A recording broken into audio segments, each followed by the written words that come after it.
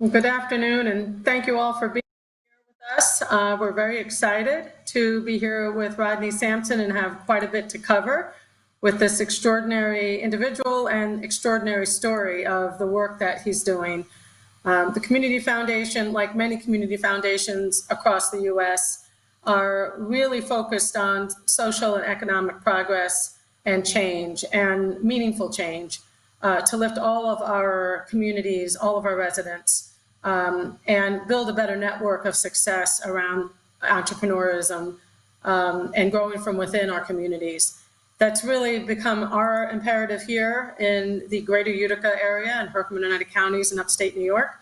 And we have been a great fan and follower of Upstate Interconnect and all of its partners, and are really pleased to be part of today's session and introducing Rodney.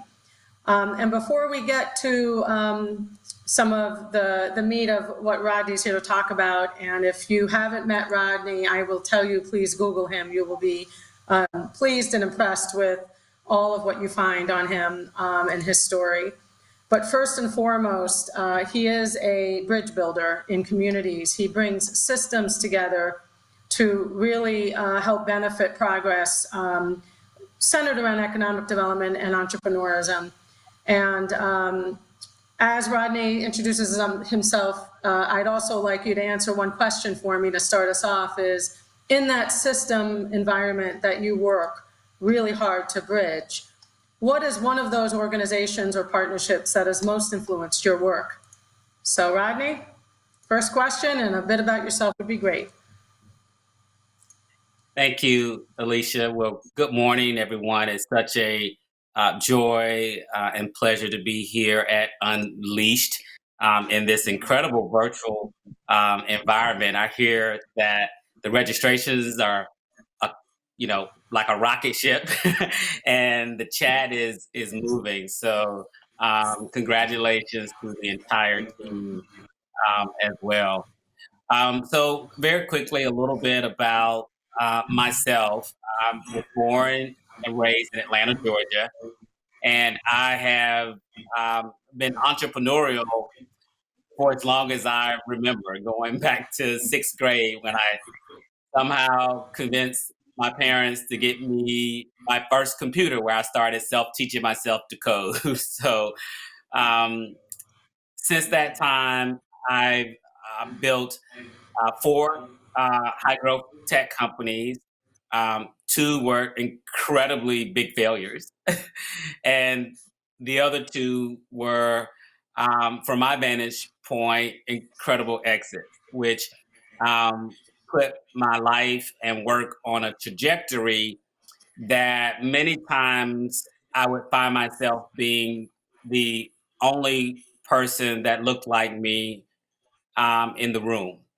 And I've never been the one to be satisfied with being an outlier or being the only pioneer in a space. And that was really the thesis by which Opportunity Hub was born in 2013. I was really looking for what Napoleon Hill calls definitive purpose. And every one of us has that definitive purpose. Some people spend their entire lives searching for it. And some of us happen to maybe stumble upon it at some point in our lives because of challenges we've overcome, or for the entrepreneurs developing that obsession around solving a problem. And so OHUB was birthed around solving the problem of normalizing the Rodneys in the room, or normalizing um, seeing Black founders and Black funders and Black ecosystem builders in the room. And so we started OHUB in 2013, and we've continued to grow, whereby today we're recognized as a national framework. And that framework is on how to build sustainable, inclusive technology, startup, and venture ecosystems from the ground up. Now, to answer your question specifically, one of the major influences on my life as a community builder and an ecosystem builder, I believe, is your closing keynote, and that is Brad Feld. I have appreciated uh, Brad helping to codify the work that so many of us do as a business and as a practice and as a science. And so I want to definitely give a salute to who I consider to be one of the fathers of modern day ecosystem building, and also to his journey of embracing racial equity at such an important moment in history. That's great to hear. Thank you. And I think the sensitive touch point that you're bringing to the table and articulating is this inclusive tech economy that we're all trying to build, especially in the way of the world today, not just with COVID and equality, but making sure that window is wide open for our communities to succeed in a tech economy. And how do we bring those resources to the ground? So OHUB is this extraordinary program that you developed. And I think you've touched on what are the tenets of those and how they've evolved to a degree, but any specific evolution that really gave you confidence that this OHUB strategy would work as it evolved in your mind or in practicality?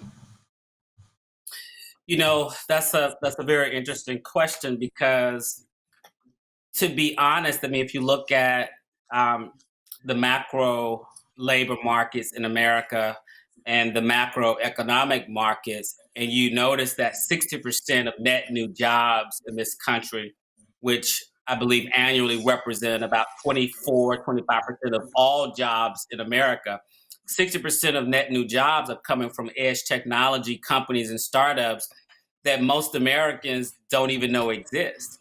And they are existing in sort of like this stealth um, startup world or startup ecosystem where most people don't learn about these companies until they go public, right? If you're not really tuned into the ecosystem, you don't hear about, you know, teams coming together, new customer relationships, capital raises, and a lot of times you don't even hear about acquisition. It's just not a part of the mainstream news cycle.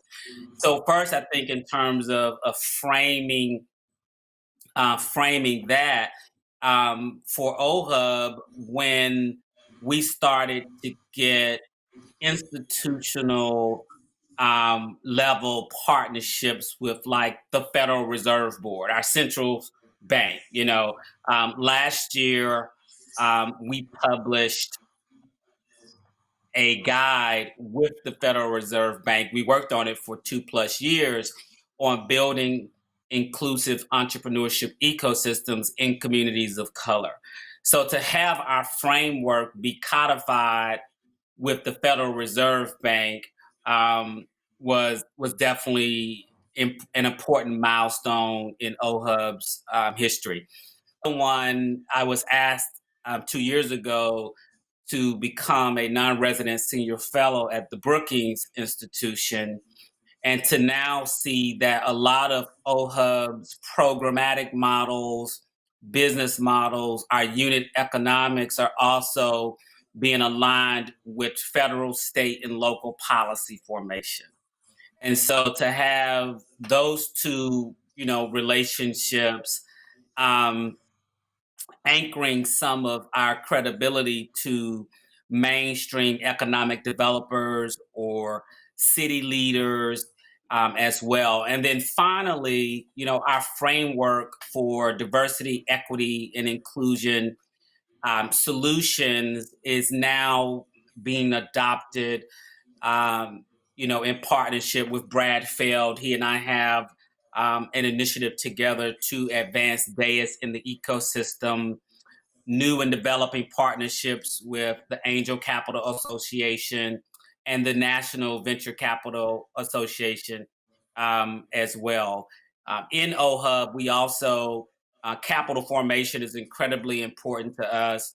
The SEC, I spoke in front of the SEC on the day that the rules were modernized for angel investing. And so I was excited to be able to testify to that august body on that day.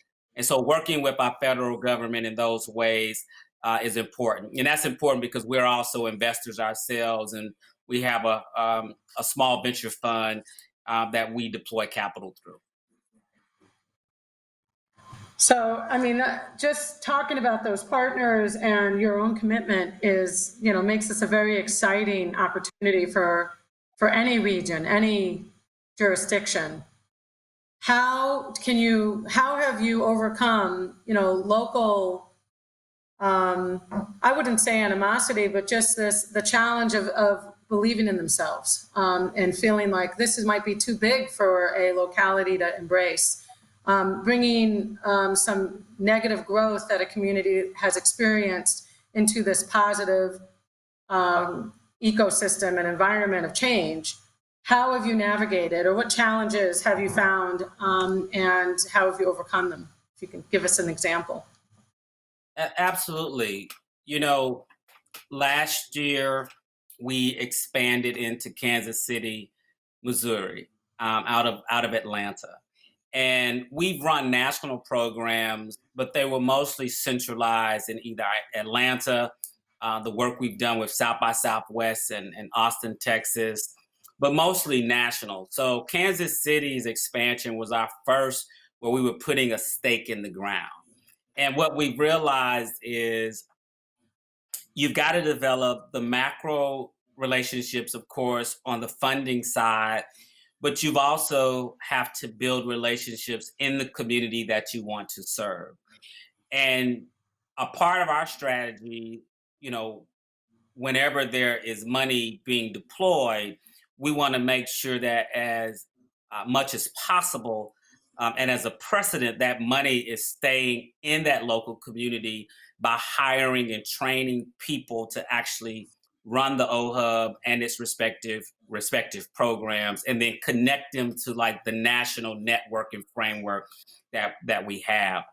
The other thing is also understanding the nuances of the community, the region, and definitely the cultural competencies for the communities of color that we're serving as well. What I've learned, in my nearly 48 years of existence, even inside of the Black community, it's not homogenous. Everyone doesn't think the same. Everyone doesn't obviously vote the same. Everyone doesn't have the same religious practice, and everyone has different ideas of what change and what solutions look like.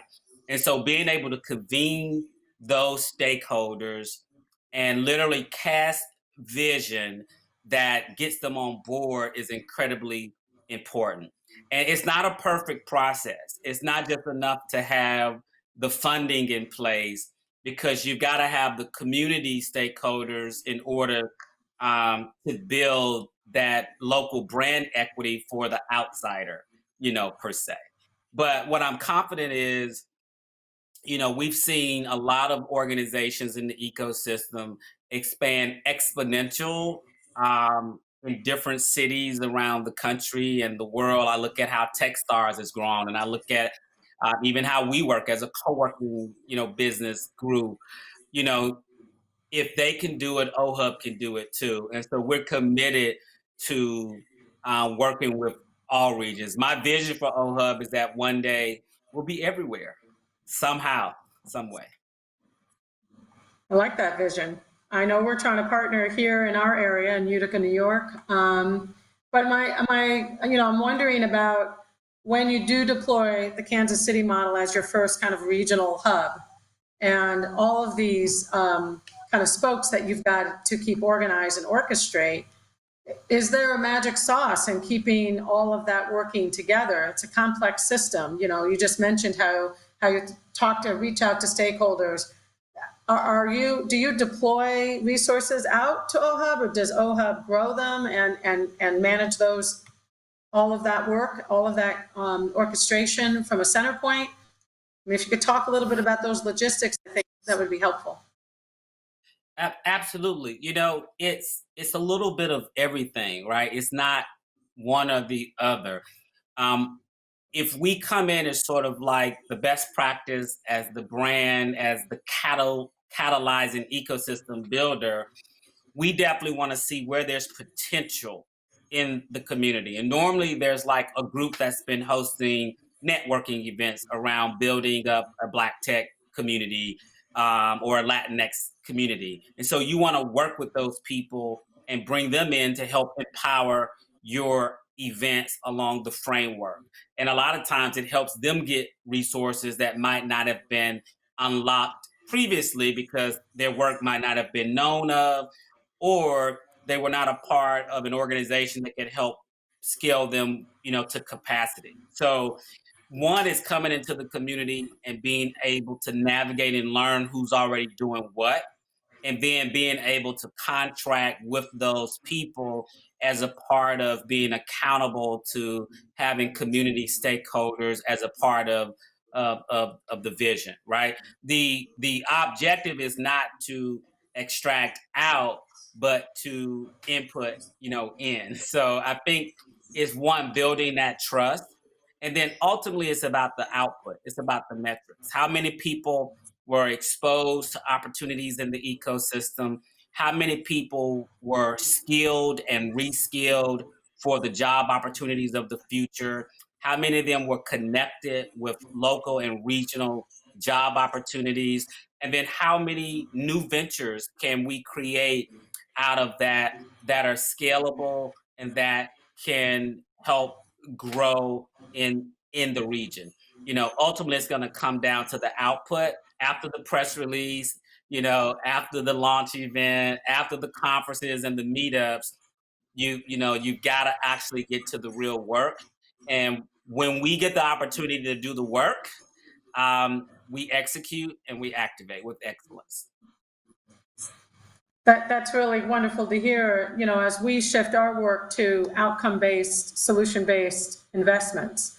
And it's very challenging, and especially in economies that haven't experienced growth in decades. So it's kind of necessary to relearn some of those practices and even mindsets. Just very quickly, are there any long-lasting lessons you've learned from some of the OHUB experience you've had at Kansas City on the ground? Absolutely. If it was easy, we wouldn't even be needed. This is, just like every startup founder that ultimately gains traction and success, you're working on something hard and you have to go at it knowing that it's hard. But what I have learned is that ultimately I believe people do want to see change and want to see better. And a lot of times it may just take them being exposed and also seeing themselves as a part of it. If people can see themselves a part of a future, they want to be a part of the future. If they don't see themselves in the future, then they're going to put a stake in the present and try to stay there while they anchor themselves into the past. And so I think it's important for us to cast that vision, so that everyone sees themselves. And that's the thing about OHUB. Even though we are intentional about our go-to-market and making sure that Black and Brown communities see themselves in the ecosystem, we're not exclusionary. We're inclusionary in our methodologies and our approaches. So there's not a segregated construct around how Opportunity Hub works. We're welcome everyone from everywhere. That's great, Rodney, and that's a great message that, to rebuild our communities, we all need to, dig in, just like every on their own business. We have to dig in and change the trajectory of our communities. With that, I believe our session is concluded. And I want to thank everybody for listening.